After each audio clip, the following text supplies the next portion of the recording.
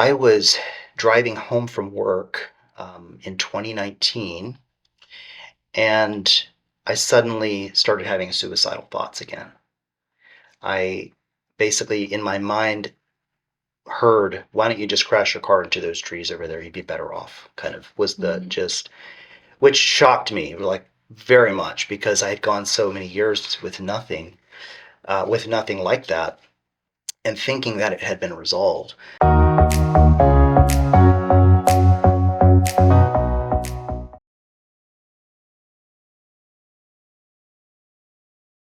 Hey, Jerry. Hello, How are you? I'm good. All How right. about you? I'm doing wonderful. Thank you. Well, Great. welcome to Navigating Life Podcast. Thank you. It's an honor to be here. Yeah, Appreciate it. thank you. It's Mhm. my pleasure. Please share a little bit about yourself. Like, what do you do? Okay, sure. I am a medical doctor. I practice occupational medicine and public health. Mhm. I've done that for 23 years in various settings, including working for state government for public health, including living internationally and working for corporations, as well as here in Houston and Baton Rouge, Louisiana, for large corporations. Is that what you do currently too, or? Yes, correct. Mhm. Currently, I'm a global medical advisor for a tech company. Mhm. As well, I do health and safety for North America. Okay, that's Yeah. interesting. That's Yes. interesting. Jerry, I know that you've struggled for a major part of your life. Hmm. And I want you to share a little bit of that journey with us, please. Sure. First, I wanted to say how important I think it is as a medical doctor and also as a man Mhm. to kind of become a little vulnerable and talk Mm. about this because I think ultimately my goal would be to raise awareness Mhm. as well to help other people. Mhm. I think people can often feel relief just by knowing they're not alone Yeah. in their struggles. So should start by saying, um, besides a medical doctor, I'm also an artist Mm. and a creative and sensitive person. Mm. So in my life, throughout my younger years, I, as a sensitive person, had a hard time kind of processing and dealing with challenges or struggles in life. Mhm. And so it was hard for me to know how to forgive and let things go. Mm. And so what ended up happening is starting at about the age of 10, I started having symptoms of depression, Mm. low self-esteem, um, self-hatred, Mm. intrusive thoughts about negative thoughts about myself. It could even so often through those multiple years, 25 years of time, I was basically kind of in a state of dysthymia, it's Mm. called, just like a just chronic low level of depression Mhm. with occasional episodes that would come every few years that would then the symptoms would magnify and get Mm. much worse. About the age of 14, I had my first suicidal thoughts, Mm. which was, as I think back, it was, really alarming as a 14-year-old that I would be going through that. I was, an A student. I was involved in many activities. I was what the world would see as high performance. Mm. I had friends.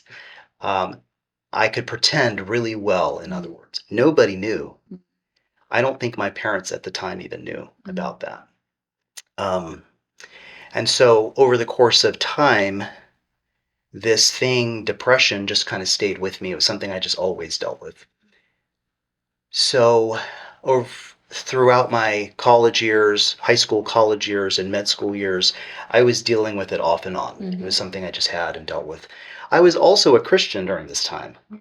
So it was in some ways, hard to accept that I would have to be going through this as a Christian. I think as I look back, I'm actually glad. I'm glad that I suffered in that way. It made me into the kind of person that I am today. Mm. And God used it in a very good, positive way towards my character. Mm. But it was not easy to go through during the time. I'd say throughout my life, I've had many ups and downs in regard to my mood. And as I say, fell in love with my wife, my wonderful wife Julie, and started having kids in my early 30s, I became very hyper aware of this issue and how I'm a very self-analyzing person. Mm-hmm. I'm always thinking, overthinking, and trying to understand myself and why I did what I did or said what I said. And I could never really fully understand why this was happening. Mm-hmm. So I was always trying to analyze, self-analyze. So I decided at that time, um, I really did not want this to affect my kids. I did not want to pass this on to them. I was really praying to God, like, please help me to be able to heal this and understand why it's happening so that I can, try to manage it a little better. And so I started pursuing Christian counseling. Mm-hmm. I was a pastor who I developed a relationship with as a counseling relationship, and I was probably going to him for more than 3 years. And then over the course of that time, I was able to kind of peel back many layers of the onion to fully kind of get to the root of why this was happening. And ultimately, I guess I should tell you the kind of the big aha moment Mm-hmm. was he asked me to do this exercise where he wanted me to go home and pray and ask the Holy Spirit to reveal to me anything that I was holding against someone else, holding a grudge or not letting something go. And as a Christian, as a follower of Jesus, in my conscious mind, that I was kind of like taken aback, like, I forgive, I know how to do that. Like, I'm not holding anything against anyone. And so I wasn't even consciously aware, in other words. Yeah. So I go home and do what he asked me to do, pen to paper. I pray and ask the Lord to reveal to me, am I holding something against someone else? And, this thing came to my head, this person, this situation. I'm like, ooh, yeah, I'm holding that. I wrote that down. And then another thing came to my mind, and I wrote it down, and another, and another, and another. And it was literally, it just started pouring out of me. Mm-hmm. 10 pages worth of different people and situations through my life that I had not fully let go. I was still holding on to. And, people who are out there who are also sensitive people might know what that's like. So, little things can jostle us. Yeah. It takes a little while to recover afterwards. So that awareness of all of that, all of those things that I had been holding against other people was a huge aha moment for me. I just did not even know.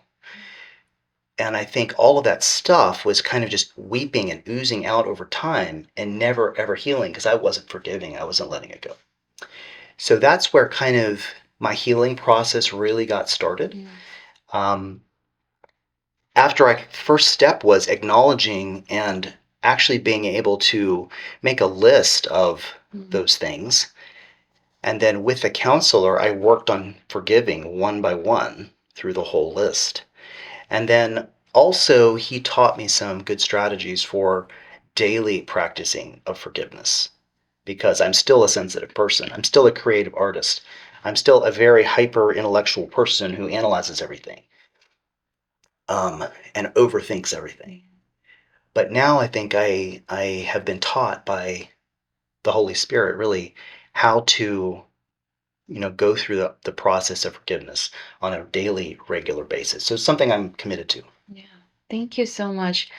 I feel like that is so important because we don't really pay attention to that, and that is such a big deal. Like when you hold that unforgiveness, it turns into bitterness, resentment, and depression, and obviously disease, right? Because we're holding on to stuff, and um, I'm glad that you came and you found that person that could reveal that to you, that blind spot, right? Mhm. Because we live like that and we never realize because it's a blind spot. We can't see it in us.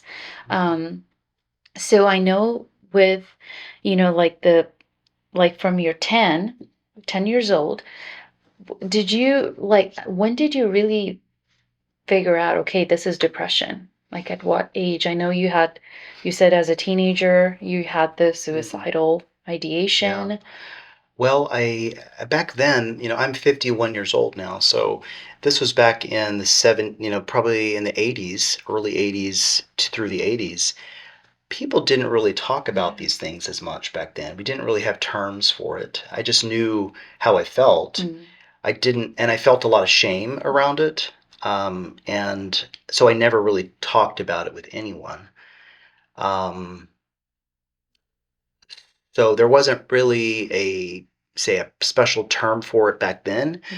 I think as I became closer to adulthood and started kind of being more aware, Mm. then I was able to realize. I think I went and got my first actual medication when I was around 20, close to 25 years old. Mm. So before that, I had never taken medication Mm. before.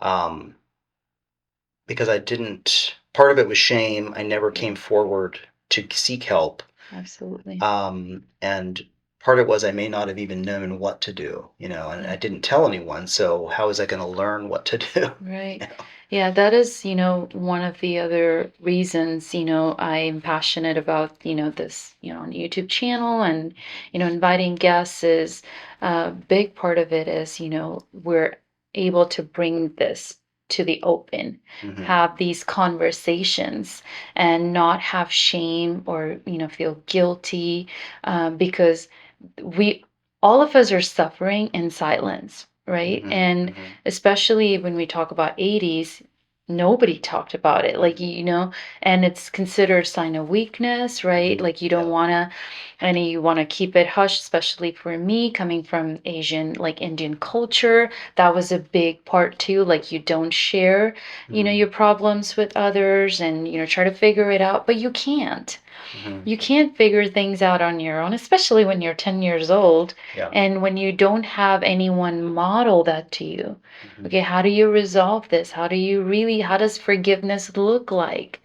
Like, when we don't see that in our families or, we're close to, then it's harder. Like, it's hard for us to live, right? So, that definitely, I hope, whoever is watching, listening, your story will resonate with them and they'll be bold enough to like go talk to someone, and it's Yeah. okay. There's no shame, no shame. Go open up, say, hey, I'm struggling with this. Hmm. And that's why I talk about mentorship. Like, find that one person or friend that you can say, hey, I'm having a hard time. Hmm. And I feel like that will maybe an open door for your healing, right? Yeah, I think, especially for men, Mm. men often feel this societal message that we always have to be strong. We're not allowed to be emotional. We're not allowed to be affectionate with other people. So those are heavy, heavy burdens to carry. Yeah. And so, in a sense, we're all operating under those false Yeah. ideas about, you know, being strong because we're human and all humans have weak times of weakness, Yes. and it's not a slight against that person. It's just the fact. I think it's in the science, men are much less likely to seek help, Mm. much more likely to suffer with isolation, Mhm. loneliness, much more likely to get depression, and 4 times more likely to commit suicide. Yeah. That's So I huge. think it's a really serious and important issue Mm. that in some ways I think could be helped if people simply didn't feel that sense of shame and stigma and Mm. actually sought care and help when they need it. Um, so I think in the medical science that I've looked at regarding suicidality, for example, if someone is suicidal and you simply ask them how they're doing, Mm. specifically asking, "Are you having a suicidal thought?" Mm. they're much less likely to commit suicide. It can Mhm. actually prevent suicide simply by someone else asking them. Mhm. Think about that. That's powerful. That's So, huge. especially if it's coming from someone they love and care about, Mhm. it shows to that person that you care, Yeah. that you're expressing care and concern and compassion. That can actually save lives. Yeah. Think about it. Yeah. I mean, we should be clued into our loved ones, our our family, our friends. And if you start to notice something's changing, simply asking a caring way can save their life potentially. Yeah. So, Absolutely. And that is huge, because we've seen so many, right, cases, especially young, teenagers, mhm, right? And the pandemic and so much of stress and the culture we live in and comparison, social media, I mean, you name it, right? And how do we handle all these things, right? Like how do we, like you said, like having that one caring person mhm. and having that friend that cares and bringing it to light. Like how can we, I know we can't solve all the problems, but we can solve one Yeah. person's, problem. I think there's also this false idea when you're a Christian that your life is going to be perfect. Mhm.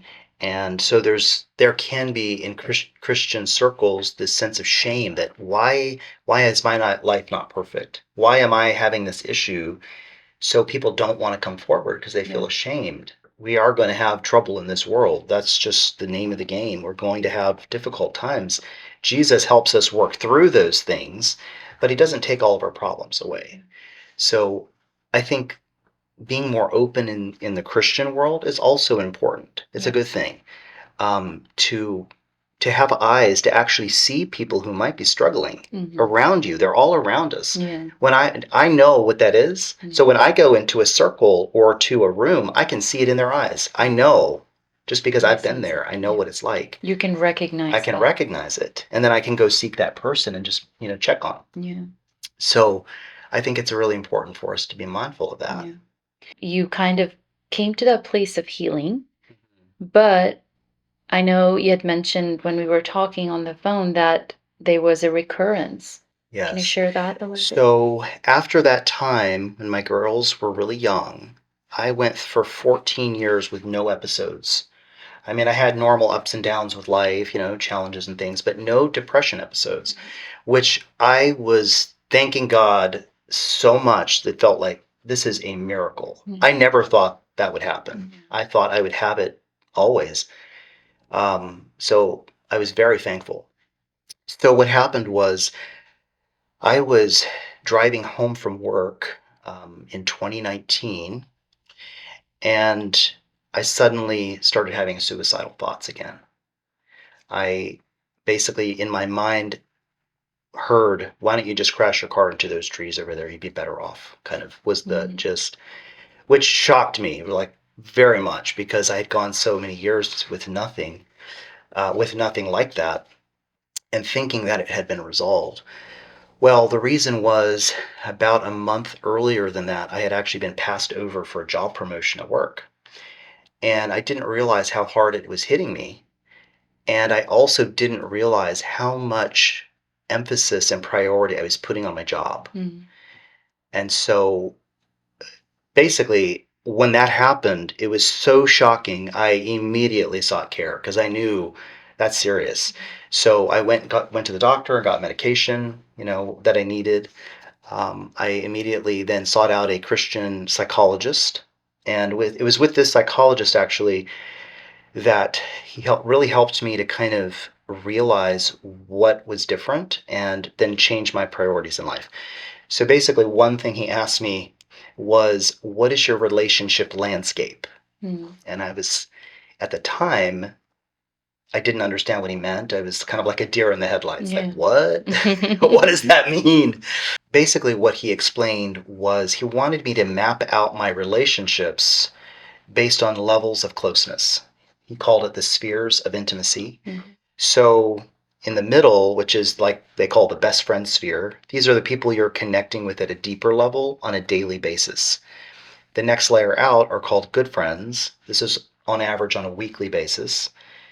The next layer out are called friendly, so Mhm. on average on a monthly basis, and then acquaintances and strangers. So when I actually mapped out my map, I was very surprised because I am a extroverted person by nature.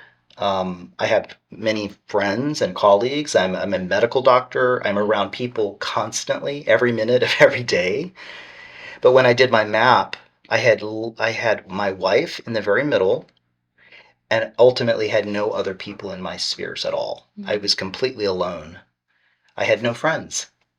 And it was like a big wake up call for me that in my life of busyness and my career and loving my wife and my kids, um, being part of my church community, volunteering, etc., my busy life, I was not cultivating friendship at all. And all of my friendships from the past had virtually just faded away. So it was a real important kind of pivotal moment for me because I could then kind of start to realize that I needed to prioritize people, other people in my life besides just my wife and my children. Um, so the counselor kind of guided me in knowing, how to make friendships as an adult. I mean, it's not easy. It's hard because all people are busy. So he basically wanted me to approach making friendship kind of like I approach my job, with intention, being strategic, making a plan, and following through. So that was the first part, taking my mapping that I had done and then making a list of possible friends, possible people who I thought could be friends. And then I started thinking through ways that I could try to get closer to each one. What should I do to actually try to move this person into a closer sphere, in other words? Over time, over the past 4 years, that process has actually really worked. It has taken effort. It hasn't been easy. I would say of all of the different people that I thought I had on my list that I pursued in different ways, roughly 90% were not interested or did not have time or just didn't work for them. So in a way, as a sensitive person, I kind of had to learn to just have a thicker skin. I had to be brave and ask people. And if someone was not interested, to not take it personally, to shake it off and realize, not internalize that as something wrong with me, but externalize it as something wrong with them. Like they're missing out on getting to know me, So through that process over the past 4 years, I would say my my friendship mapping now is very full. Many different people and cultivating different friendships at different stages. And I would say that has greatly enriched my life in many ways. I'd say it was probably, the depression episode recurrence I had was because I was putting my priorities in the wrong place and I didn't realize. Um, I'd say this was kind of the missing piece in a sense. So as I think about health, and I'm talking about myself, but as a medical doctor, I also advise other people about health. Health is not one thing. It's not just physical. It's holistic. There are different spheres that you have to consider when you're trying to move towards better health and well-being, kind of this better state of wellness in a sense. So physically, that's one aspect, my physical health. Nextly, of course, would be psychological, mental health. Another one would be your spiritual health and how important that is. And then I think also social health is really an important part of that as well. So I had been working on all these spheres, but I hadn't actually tapped into or acknowledged the social part of it and how important that is for health and well-being. When I looked into a lot of the scientific data around friendship, the science is really impressive. People who have even one close, effective friendship, so like a friend in the best friend sphere, even one, are much more protected from most diseases, live on average 8 years longer just by having friendship. That's if you don't even control for any other risk factors. If you don't have that, your risk level is as if you're a smoker. It's the same risk level. So I feel like, I mean, it's kind of tongue in cheek, but as a medical doctor, I almost feel like I should be prescribing friendship to people. Like, you need friendship. This will help reduce your risk for different diseases. Absolutely. I love that. I love that because it's an art form, I feel, right? Because we've lost it, especially with technology and so much change in the last 20 years, Mhm. I feel, in my personal opinion, it came easier before all this, right? Mm. You go out, and when you're younger, it's easier to make friends, right? In kindergartner, you could become friends with anybody. Mhm. But now it's like you have to make an effort, and I loved what you said about intention. Mhm. It is intention. You have to be intentional in this culture to have those strong relationships, especially if you've not had those before, Yeah. right? And I love that. Hey, prescribe friendship. It's so easy, right? So, No medication. No, well, I mean, I believe people need medication when they need medication, but there are, I think an ounce of prevention is worth a pound of cure. Like if you can prevent conditions from happening, that's much better than getting something and then having to treat it after the fact. Absolutely. So I think friendship is an important part of your overall health and well-being. As I was reading through the literature around, what helps people to grow closer to someone else? There's a whole science around that. And as I was reading it, there were three kind of big things that percolated up. It's not meant to be like a formula for a relationship because relationships are complex, everyone's different, how you interact, etc., is all nuanced, etc. But these three big categories. Number one, when you're looking for a friend, you kind of need chemistry. So you think in terms of, do we have common values and interests? Do I actually like this person? I naturally feel comfortable around that person. You kind of need to have chemistry. If you don't have chemistry, or if someone's irritating you, that's probably not the best choice from a personality standpoint, etc. Secondly, time. You actually have to invest the time. So what the data shows is it takes at least 200 hours of time spent with a person to get to a deeper level of closeness. 200 hours. It's the reason why when you go away to college and you're with a college roommate, you get very close very fast. Within a week or two, you are like very connected to that person because you've gotten to your 200 hours. In reverse, if you think, say, I want to make a closer friendship with a certain person, let me go out to coffee once a month for 1 hour. It's going to be 200 months till you get to a deeper level of closeness. So you might want to invest more time. Yeah. If it's somebody you really want to prioritize, you might need to be meeting more often, in other words, spending more time. Then the third category is vulnerability. So that was partly my issue as a man. I didn't want to be vulnerable. It's risky. I was guarding myself, which is why I never had any closeness. So as you're growing closer to someone else, you have to be the real person. You have to make yourself known and real. And being vulnerable is necessary. If there's no vulnerability, there will be no close relationship. It'll just be shallow and superficial. So one thing I always hear in the studies, for example, for men make friends shoulder to shoulder doing activities. That may be partly true, but you could have another, say, male friend who you've done activities with for 10 years and not really know because you've never actually had a face-to-face conversation. So all people need vulnerability to get to deeper levels of closeness, and that includes men. Yeah. So men, in a sense, have to kind of push back against this stigma or stereotypes of being strong all the time and not being weak. Being vulnerable is not being weak. Yeah, it's actually very powerful and very strong. Yes. To allow someone else to get to know you in a deeper way, in other words. So I think as people are thinking about, how can I improve my own friendships, relationships, etc., I think being mindful of those three categories can be helpful. And then also, when you're cultivating a garden, you don't just water it one time and expect stuff to grow. That's not how relationships work. These take time to cultivate over time. So emotional bonding and closeness takes time to happen. So you can't rush the process. You kind of got to let it happen over time. In other words, be patient.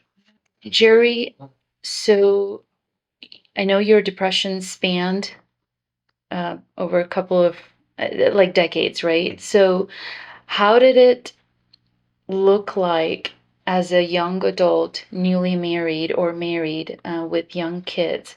Did that affect your relationship, your marriage? And how did that look like? I would say, of course, my mood did impact my spouse. If I was feeling low mood, it would impact her mood as well. I think in a way that kind of helps me be more motivated to want to control and manage this and heal it Mhm. better. Knowing that my moods or my symptoms were impacting other people, I didn't like that. I Yeah. didn't want to have negative impacts on my spouse or my children, who I all of whom I greatly love. I want to have a positive impact on them. Mhm. I want them to have warm memories of all of us together Yeah. and things like that. So I think maybe one good thing is it helped me be more motivated Mhm. to want to manage it, Mhm. and ultimately have it be healed, which I never thought that would actually happen. But um, it definitely made me want to be more preventive in my mindset, Mhm. like knowing exactly what things trigger it Mm. and try to prevent. But also, um, if I ever felt like my mood was sliding, I knew how to acknowledge and recognize and be aware, self-aware of my symptoms, and then go seek medication. Mm. Like it's not a character flaw to go get treatment Right. when you need it. Correct. So I knew when that was, like, when that was happening, and I needed to go seek care.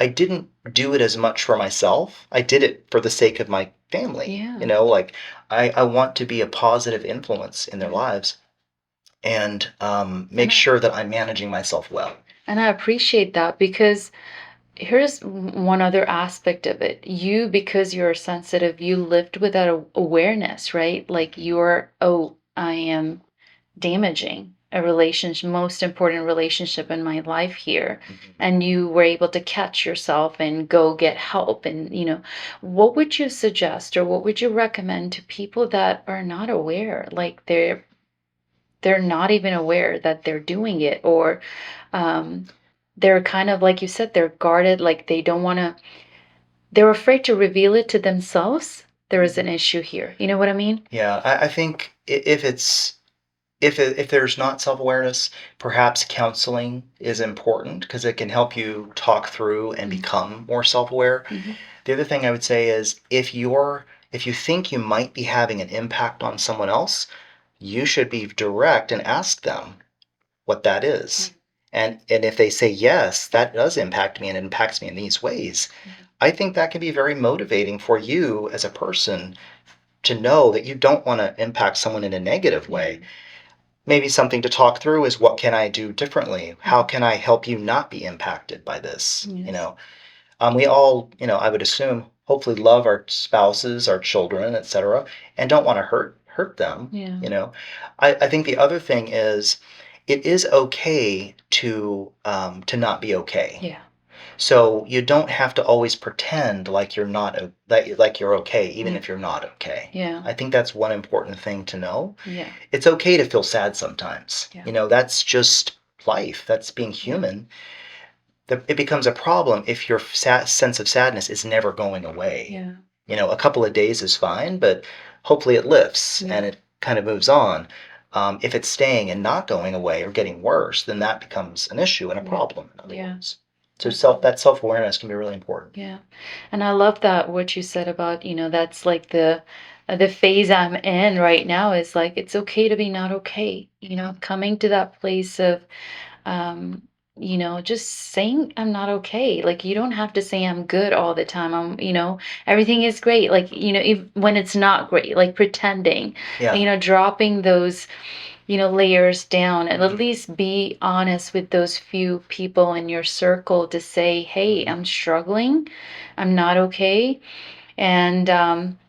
And this is one of the ways, obviously, is like when you share, we're kind of sharing in the past tense and you're okay now. But the the reason we're highlighting these stories is to say, you know what, we've come to that place of vulnerability, because and and that is the stepping stone for healing, right? Mhm. You're able to get healed. If you have close people, close friendship that you're able to not be okay with, Hmm. you can express that to them. it will often resolve and dissipate those feelings just by expressing it to someone who understands and shows care and concern. People who have that kind of close friendship are much less likely to actually get anxiety and depression. If you go through a serious trauma, people who have that close kind of friendship are less likely to get PTSD, which is a traumatic disorder after a trauma. They're more resilient, in other words. You can handle the problems of life better. Right.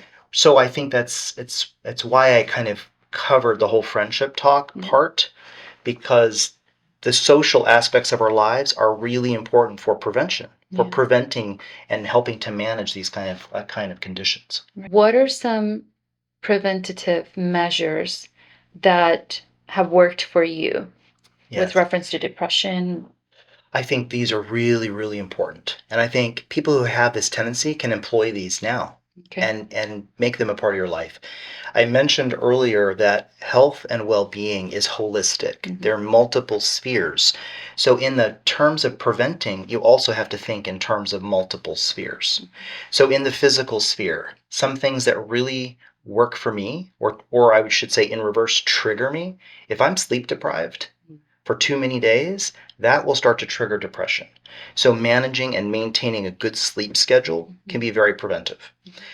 There's data also around exercise.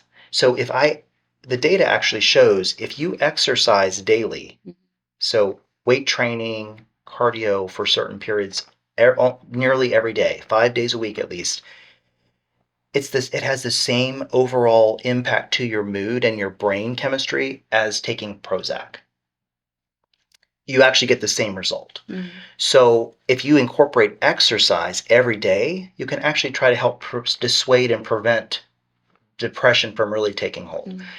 And then there's also supplements that can be an important part as well. So there's data around omega-3 fatty acids fish oils, which are often found at high concentrations, for example, in the Mediterranean diet. Mediterranean diet has actually been shown to prevent depression and anxiety. So anyone who has that issue, get on the Mediterranean style diet. It's basically good healthy fats, high amounts of fiber, lean protein like fish, etc., and very low amounts of processed starches and sweets. So that is a healthy diet for you. Omega-3 you can also take as a supplement, and I take it every day, which I find it really does help my brain. So I take 1,000 milligrams of a combination of EPA, DHA. EPA should be at least 60%, DHA 40%. So that's a type of omega-3 fish oil that I think is very helpful. So that's the physical realm. In the mental health realm, if you need medication, if you feel those symptoms worsening and not getting better, like I mentioned, it should dissipate. If your sadness should dissipate in a few days. If it's not, you need to go seek help. If you're starting to have these symptoms, it's okay and not a character flaw to get medication. Go seek care. It can really help you. And then, of course, I think counseling is very helpful and was very life-giving for me at specific points where I could really dig down and understand the roots of issues and get them out. It's like get that abscess out of there, and then it can heal after that. Spiritually, I think for me, something that's really helped me so much and has helped to kind of stabilize my mood and focus my mind on God and the things of God on a daily basis is reading my Bible and praying every day as I start my day. So I'm not actually a very disciplined person naturally. I was 40 years old before I finally committed myself to doing that. And I would say it has profoundly impacted my sense of stability as well. So I think that's a very good spiritual practice. It sounds cliche, but it actually is important if you have a mood disorder to do that. And then lastly, we talked about social health and friendship and how important friendship is. I think, so we already kind of got into that. So I think from a holistic standpoint, these are the things that have kind of worked for me. Yeah, absolutely. I love those. Thank you so much for sharing those. Would you mind sharing what have you learned from your journey of almost 25 years of depression? What lessons have you learned? I would say one of the big ones is as I look back on my life, I realize how I'm going to actually get emotional. How God had me in the palm of his hand the whole time. like how he was really there all along, even through all those hardest times. And actually, now I look backwards and I think, I'm glad I went through all that. I actually have a sense of joy that I was able to get through all those hard times and come through in this um, better way that God has formed my life.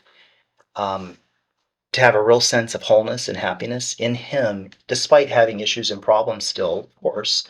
We all have challenges. But I feel, um, I'd say that's one of the biggest lessons I've learned through all of this. I would say the other lesson is that He made me in His image, Yeah. and I'm worthy of love and care. Yeah. Absolutely. So that took a long time to learn that. Yeah. Yeah. So I know, like when you know yourself, that's a big part. Mm-hmm. Knowing who you are, and then knowing how God sees you. It is so, I feel like that will change your life. But also like to pause, right? Like you need to pause to do those things, right? Mm-hmm. Just to know yourself, and the counseling, friendships, all these things will help you to know you, right? They will, like, if you don't know it already, right? Because we're so busy, like we're trying to like go, go, go, go. Like we don't realize, hey, who am I? Like what do I really want? What, ticks me off? Well, what motivates me? What drives me? you know and just who am I, like you said, like when you realize I am loved, I'm created in the image of God, to really let that sink in. As a little kid, you hear that Jesus loves you, we already know those things, but to really let those things sink into your heart, that you believe that. It took me a long time Yeah. to believe that, Yeah. to escape the overwhelming feeling of not being worthy Yeah. and self-hatred. Yeah. So I think people who struggle with depression often have this overwhelming feeling of not being good enough or Yeah. not worthy. God totally changed my heart and healed those places, and I actually feel that now, Yeah. which is, I'm thanking Him for that. Yeah. And I love your story. Thank you so much Mhm. for sharing your story. Do you have any tips for our audience, or any advice for our audience that is someone maybe in the similar boat as Yeah. you, like that's having like that, not a clinical depression, right? But like a episodic depression. Yep. What would you recommend? What advice would you give them? I'd say, number one, if you have thoughts of hurting yourself, seek care immediately. That's considered an emergency. Yeah. It's urgent. There's actually now a emergency phone line called 988. That is a mental health emergency phone line that you can call right now, Okay. and they will get you into the right kind of emergency care that you need. Your life is worth living, so don't take it. That's one thing I would say. Absolutely. Secondly, practice prevention. Practice prevention on a daily basis. Some of those things that I mentioned, your body and your mind and your soul are worth it. Take good care of it. In other words, it can actually have a good effect. And then I think the third thing is share yourself with others. Yeah. Get close to other people. Be willing to be vulnerable. That is so life-giving, and I think it's how we're meant to live in this life. Yeah. Yeah. I love that. Thank you so much, Jerry. Mhm. I appreciate it. Thank you so much for watching, listening to our, channel.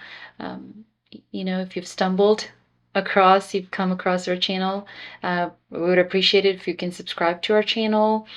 Click the bell notification so you'll be notified whenever we release a new episode, or any shorts or anything like that. And there is hope, always hope. And remember, best is ahead of you. If you're in that place of, if you're in those blues, if you're having those down, like sad symptoms, like Jerry was mentioning, it will lift. Hang in there. There is always hope. There is light at the end of the tunnel. Find a friend, right? Go seek counseling. That is definitely friendships we were talking about.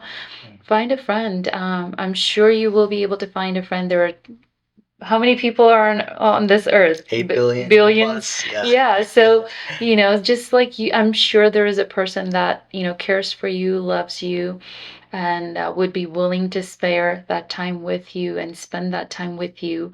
Um, and know that you are loved and you're cared. And I hope this episode was helpful. Thank you so much, and we will see you next time. Bye bye. Bye.